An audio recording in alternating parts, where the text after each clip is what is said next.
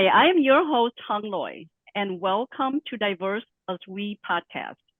It is my privilege to be here with two fellow SWE members, Dr. Mary Isaac and Ms. Gabriela Coe, to celebrate Women's History Month, which highlights the vital role and contribution of women in American history. March is also the month as we shine the spotlight on the late career and retiree affinity group. All three of us are members of this important group, which offers events and programming for SWE members who are at the later stage of their careers or have moved on to more independent endeavors. This affinity group strives to provide opportunities for these members to connect and give back at the global, national, and local levels. So with that, let's meet our two guests who are living without limits and inspiring the next generation. Welcome, Dr. Mary Isaac and Ms. Gabriela Coe. Thank you. Thank you. Well, it's good to have you both here with us today. I wanted to start first by mentioning that you both have enjoyed long and successful careers as women engineers. Can you each share with us in your introduction about yourself the moment in your careers when you felt that you made the right choice to be an engineer? Mary, let's start with you. Sure. There are probably many times that happened. Even before I became an engineer, I knew that I wanted to put things together. I knew I didn't want to play with dolls.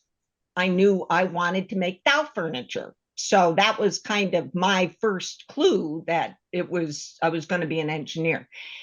The first time that I really was confident that engineering was the right choice for me, and it happened many times through my career after that, was when I looked at my paycheck. That was the first time that I knew I made the right choice, because that was not something I was going to have to worry about for the rest of my life. Thank you, Mary. How about you, Gabriela? Yeah, thank you for inviting me to this conversation. My name is Gabby Coe, and I'm a systems engineering fellow at Northrop Grumman. In my current role, I'm in the part of the space systems sector, where I'm focused on optimizing the software development process so that we can send working software on the space vehicles that we send into orbit. And I think I realized I made the right decision to become an engineer when I was a lieutenant in the Army Corps of Engineers. I started my career as an engineering officer in the Army Corps of Engineers upon graduating from the ROTC program, or the Reserve Officers Training Corps, from the University of Miami. And I went really from an overprotective home environment to leading an engineering unit. And I learned a lot. The time that I spent in the military really taught me a lot about leadership and how to bring people together to accomplish the mission. So working with others who share a common goal has been very rewarding for me. And it doesn't really matter where people come from, what the task is, where the task is being performed. Having that common goal can move mountains. So just a little bit of background of that time is one of our main missions was to do rapid runway repair, which included finding out about us doing an assessment of the damage of the runway, and then putting together a plan to repair it, and then executing that plan and putting the runway back into service. And other missions, and while I was a lieutenant in the Army, included also developing facilities that was directly affected the military members and their families, like building baseball fields and housing and so on.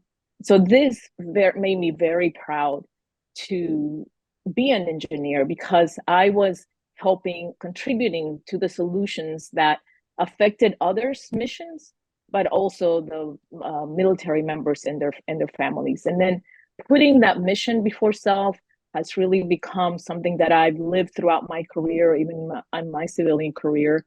And when I joined Northrop Grumman as a technical individual contributor, I've been performing, in different projects where we develop solutions for first responders and for our military, the warfighter. And so serving those who serve has been a real privilege for me, and one of the highlights of my career. Well, thank you so much for that history, Gabriela. I'm in awe that you are also a service member of the military, and thank you very much for your service. I want to, before we go on to the next question, I want to go back a little bit with Mary. Because I was a little succinct, you think? Oh, no. It's just because I knew of your history, and I knew that you didn't start out as an engineer necessarily. No, I didn't. So I think the description of the paycheck was important, but I wanted to have our listeners learn a little bit more about that early history, which is so important and I thought was so inspiring. Mary, can you give us a little bit more? Thanks for that. I'm thinking, oh my goodness, I didn't cover anything, did I? So I was a machinist. I took it from making tough furniture to making machinery, and I worked for General Electric my entire career. And I started out in Schenectady, New York, making large steam turbines and generators. And so I worked on a large lathe, and I went from there into construction because I like working with my hands. I like working with material. I like that aspect of it. So I did field engineering. I built a nuclear power plant, one of the last ones in the United States to be built, up in Ohio, in Cleveland, Ohio. And then I went back and I started fixing turbines. And that's what I spent most of my career fixing, selling, servicing, taking care of, doing customer quality management, having to do with power generation equipment. And I did it all over the world. So my primary area of focus was India. And so I spent a lot of time traveling back and forth to India, met a lot of people there, and I loved going to India. It was my first opportunity to see there's a lot of people there. And, you fly in on a plane and you're walking and you land and it's late at night or early in the morning. And all of a sudden you see all these bobbing heads going along and you have no idea what it is. It looks like almost like a wave motion. And as the sun comes up, you see, oh my goodness, it's people lining the streets, walking. And I'm just, wow, that's amazing. So, there have been many times I realized it was the right thing to do. And I think when you realize you're a problem solver, that's really what you do. You solve problems. That's when it comes home, that this is really what engineering is all about. That's where the fun stuff is. So for all the women and girls out there who are listening to Mary, who started out as machinist, and Gabby with her career in the military, and if you think that some of these discussions sounds a little bit more masculine, think again. These are things that women do all the time, and it is for all of us here. So let's move on to that very succinct question about women participation in STEM, because there are a lot of people who think that it is not quite the career for them, or it makes sound a little bit intimidating or scary. So women participating in STEM continues to be at less than 25% in the workforce. It's an underrepresentation that is reflected worldwide. So throughout your career, what were your experiences in meeting other women in STEM? And how did that fuel your passion to encourage girls and women's participation? Gabby, can we start with you this time? Sure. So let me tell you, attending college and working in a primary male-dominated industry, both in the military and as an engineer, woman engineer, has definitely presented its challenges, right? But I've had, for example, I've had professors who held the stereotypical view that women could not be good engineers. Where does that come from? Right? Also been in situations that, I've been the only woman in the room, in the conference room, full of men, and it can feel intimidating. So but to be successful in these settings, I think and in STEM and also in any career, you need to develop beyond your technical skills. You need to develop soft skills, because this helps us understand each other, be able to be good listeners, and find a common ground. So this has been really helpful for me to find common ground and be able to communicate my thoughts, my perspective. And being the only woman in a lot of settings has fueled my, my desire and my passion to get other women in the same space. And really encourage girls, young girls, and young women to join this space, because we need diversity in the solutions that we develop. And if we are not addressing, women's perspectives in our solutions, then we're only addressing half of the problem. So I'm happy to see that there's more young women joining, the space, and specifically in engineering, because we use, we test, we develop, we operate all of these solutions that we are out there, right, in our daily lives, and also whether it's for fun or for work. So having that diversity is important. So that's fueled my, passion to get more women into the space, and making sure that, we're changing the narrative that women cannot be in this space. There's so much knowledge transfer that can occur and inspire others to be successful in STEM as women. Mary, how did you meet other women in STEM, and how did that affect your views?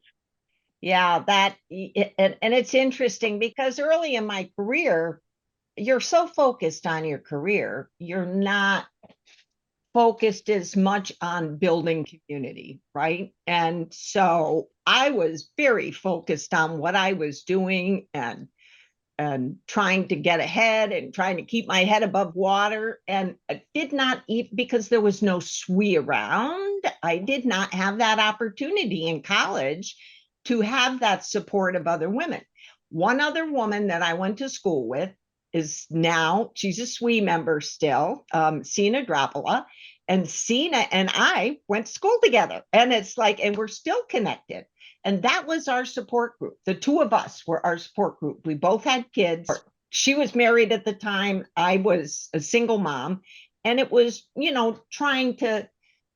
just were the only kids in the room, the only females in the room. And it was such a challenge to try and just find that strength to keep going on. And so I knew that it was going to be important for me to make other girls, younger girls, feel that they're welcome, that this is a place for them, that this is a safe place for them.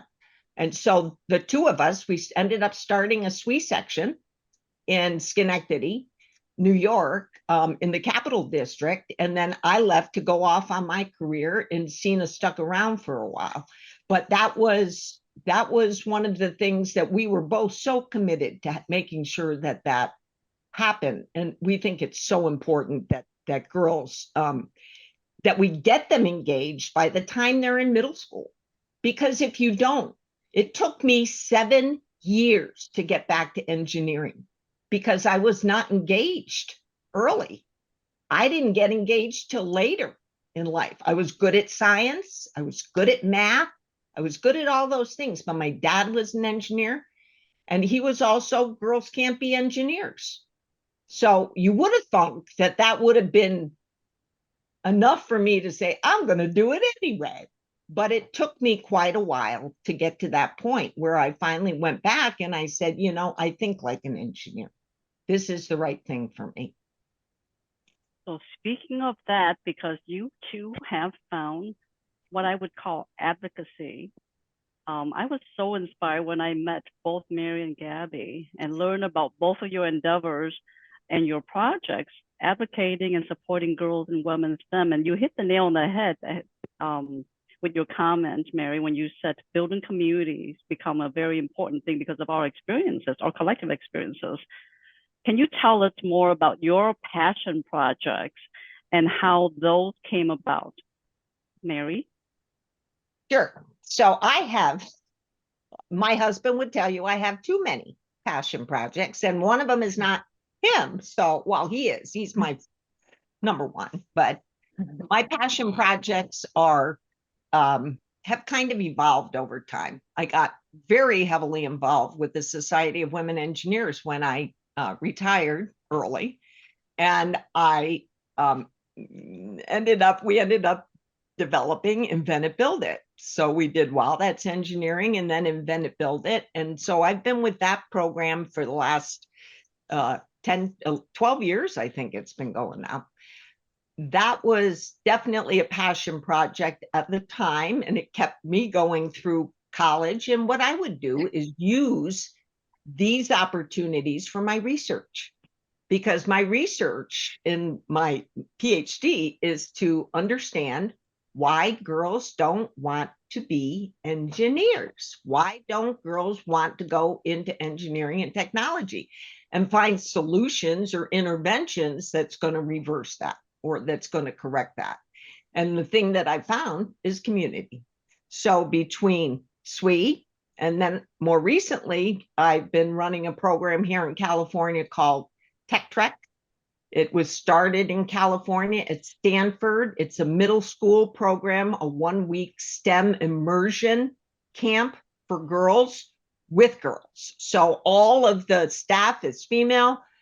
We have people who identify as girls participate in this camp with us for a week. Each camp is about 100, and we put 900 through each year. So I've been doing that for a couple of years. That keeps me pretty busy. And then there's FIRST, robotics. And robotics, there's just not enough girls in robotics. So you have to get in there and be what you want them to be. You have to be visible to them to get them.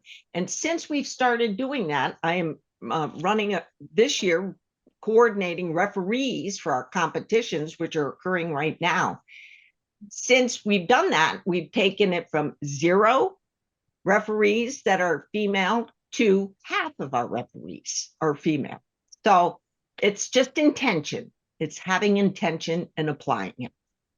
And we are so glad you are doing that. And for all of our listeners who didn't quite catch what Mary just said, with all the things that you were doing, you found time to go back to school to get your PhD after retirement. So that's a conversation for another day. Yeah, another day. Another day. And Gabrielle, you have also a very inspiring story. Can you tell us about yours? Well, I can tell you a little bit of background, quintessential, immigrant story, right? I grew up without a lot of resources, but what I lacked in material things was made up with mentoring from my older brother, Joe, and my mom's vision for her children to get out of the circumstances and improve themselves through education. So my brother always saw the world as his oyster, right? And then many places to explore and opportunities to gain. And he always guided me to see that there's a place to try different things, because why not? And to be somebody that I can, to be more than just a student, and aspire to do more than just the present day, and work hard and try different things, because why not? And so through his encouragement, I felt empowered to see myself on the other side, right? With air quotes, the other side being improved through education, right? Because education broadens our horizons and creates new opportunities. But I've also had throughout my career many mentors who have guided me and have been my cheerleaders and encouraged me to keep on going. And sadly, I lost my brother about 5 years ago to cancer. And through the process of grieving, I kept thinking of ways to how can I take this sad situation, really monumental situation in one's life, and turn it into a positive. So I started thinking of ways to, how can we help? How can I help myself and others?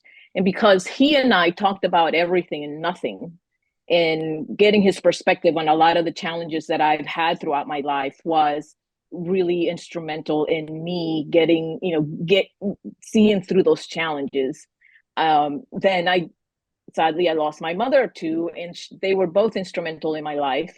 And a way for me to get through the grieving and make a negative positive, I launched Keys to the Future, which is a podcast that focuses on encouraging students, young students, and early career professionals to stay focused on their education, well, STEM journey, but most importantly, education, because education provides you opportunities, it provides you upward mobility, and so on. So I hope to inspire listeners um, to get, to stay focused in their journeys, no matter how hard it is. Get help, seek help from others, such that you can get through the challenges, because STEM is hard, engineering is hard. But if you realize that you're not the only one going through the challenges and you seek help, then it's you should seek help. And so I hope that my podcast inspires people to reach out to others in their community, because the podcast can inspire you to have a second thought and say, well, why shouldn't I do that? Let me go talk to somebody in my community that can better, more tactically guide me in the path that I'm taking. So yeah, and it's been my passion since I think 2020 to continue to work on material and put material out there that can help somebody. And did you mention in our conversation that it's on this 9th season? Actually, I'm working on season 7, which will come out in the spring. Wow, season 7. And then you also mentioned that there is a scholarship that you're funding, kind of related to the podcast, called Key to the Future, right?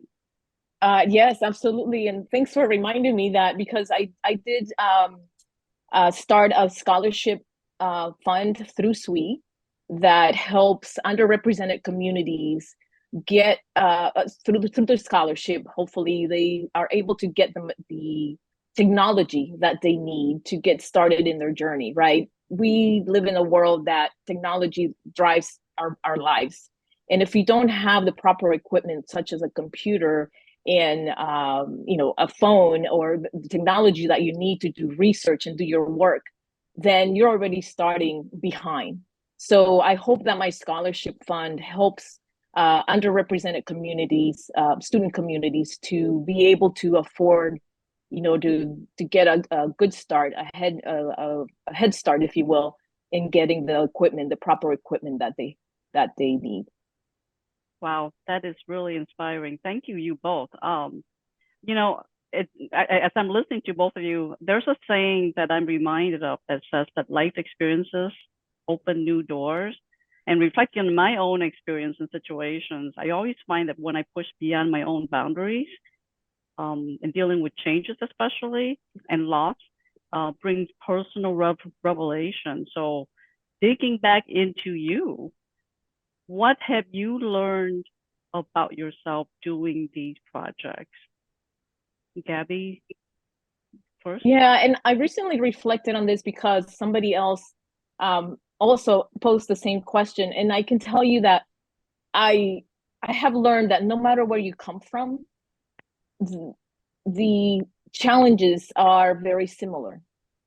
And through the spirit of perseverance, and that keeps fueling our goals and dreams. Also, diversity is the superpower of innovation, and we owe it to ourselves to learn from each other so that we can better our world and leave it better than where we found it. And the third thing that I'm going to mention is that continuous learning is the spark to keep thriving in life, no matter where you are and what stage of life you're in. Thank you, Gabby. Mary, what have you learned about yourself? Yeah, so many things. I think the probably the thing I've learned the most is, and recent, I would say, through my recent experiences versus ones 40 years ago, is that I'm better than I think I am. So, we all have this sense that we're not as good as other people think we are or whatever. And I found that, wow, I really am good at things that I'm good at. And so take credit for that. And that's the thing that I've learned, is that I'm better at a lot of things than I thought I was. And so that's great to find out. Awesome. Wow. Well, so having pursued some of these passions, and as well as your long engineering career, and maybe finding your purposes about advocacy, what advice do you have if you think back to your 40-year-old self? Now, I don't want to date anybody, about guessing anybody's ages here, but I am asking for our listeners who are approaching either late career or a stage in which they can be more independent and can pursue more independent endeavors. What advice do you have for your 40-year-old self? For my 40-year-old self, don't sweat the small stuff. I don't know. I think, probably more seriously, I think that I would tell them to start doing at 40 what you want to do at 60 or 65, or don't wait to start doing all of the things that you think, oh, I'll do that when I retire. Oh, I'll do that if you want to go back to school, go back to school. If you want to travel, start traveling. But you need to find that passion at age 40. I had a passion and it kept me going through. And so that was what enabled me to, and I'm still passionate about it. It hasn't died off, but you have to make sure that you take the time to explore those passions as fully as you can, as early as you can. Don't wait. Thank you so much. Gabby? Yeah, I also second that, because like Mary said earlier, you kind of get into your own in your early career, you get into, okay, I got to do this, I got to get this, I got to, you kind of line up the different things that you have to do, or you think you have to do to get to the next level and so on. But I would say, surround yourself, I would tell myself, surround yourself with more women in your life that can pull you up, that can celebrate my victories, that can hold me accountable for, my goals and my dreams. And don't let anyone tell you that you can do something. I mentioned earlier, I had professors who thought I couldn't be an engineer. Well, here I am. I am an engineer, and if I say so myself, I've been very successful in my career. Not that it hasn't been easy, right? There have been a lot of challenges, but it's not how you it's how you deal with the challenges and how you get up from from a fall is what really shows your character. And so I would say continue the path, stay focused and true to yourself, and don't let others influence what you think you can do. Well, great.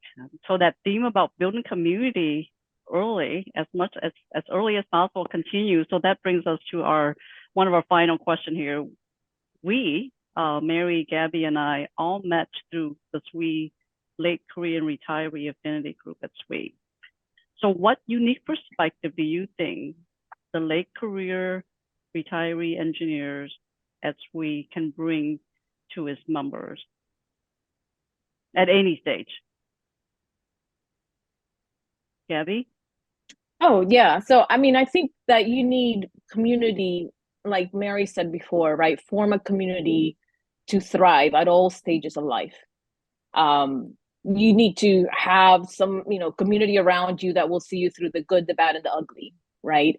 And then just to be able to share in life, it's something that you need at all stages. But as a late career engineer, I think I can provide my experience and knowledge to help others make informed decisions, right, and learn from my lessons learned.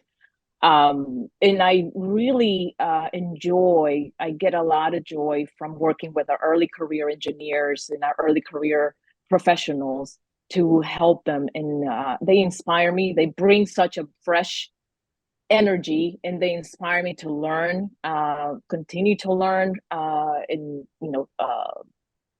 to continue to learn new things and form relationships. So I think it's important to keep thriving, to form community, no matter where you are in your career, whether you're early, mid, or late career. And through the SWE affinity groups, I think that one can find and build community if, to seek out others, like-minded individuals, right? So that you can continue to grow and thrive. And Mary, how about you? What do you think the SWE late career retiree group contribute to the importance of the SWE community? Mm-hmm. What she said. No.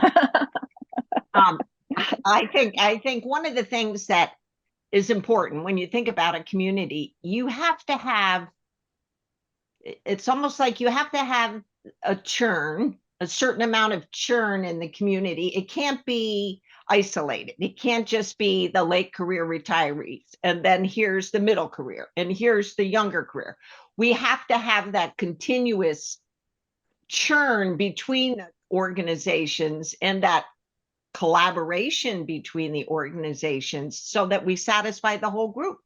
To me, I think there's nothing cooler than to have kids tell me when I go to a competition, because I am late career, and I go to a competition as a referee, and they say, you're cooler than my grandma. That's a good thing to have them say that. Or, my grandma's not as cool as you. So I think that those are important messages that we have to keep thinking about, that this is part of our job, is to continue to inspire. That's what SWE does. We aspire, we achieve. And so we need to continue to inspire others. And that's where I'm looking to this affinity group, that late career and early retiree, to send the message that this is something that's going to be good for you long term. Look at how happy these people are. I think that that's an important message to carry across. Absolutely. Well, I know that I would not have met either of you without the late career group. There you go. So in a sense, I guess it's an ecosystem that is connecting all stages of career, as well as all of us to each other, because we feed in each other's energy. Yes. So, with that, I want to make sure that we wrap this up, and thank you both, Gabby and Mary, for all of your wonderful conversations and insights about your experience as engineers, as women in STEM, and as advocates, and sharing all your endeavors, because it is never too late for us to pursue any of these things and be role models and for each other and for other generations coming up. So with that, for anyone who's listening today and is curious about the SWE affinity groups, we have over 20 of these groups at SWE, which are designed to bring together members who share identities, interests, and goals. So check out affinity groups at SWE on .swe.org to find the full list and to discover the ones that are right for you. To get involved with the late career and retiree affinity group and see all of our upcoming events, plus find the links to join our Facebook group, sign up for our newsletter, and learn more about our volunteer subgroups, you can also visit lcrag.swe.org. I'm Hung Loi, and from all of us at SWE, thank you for listening.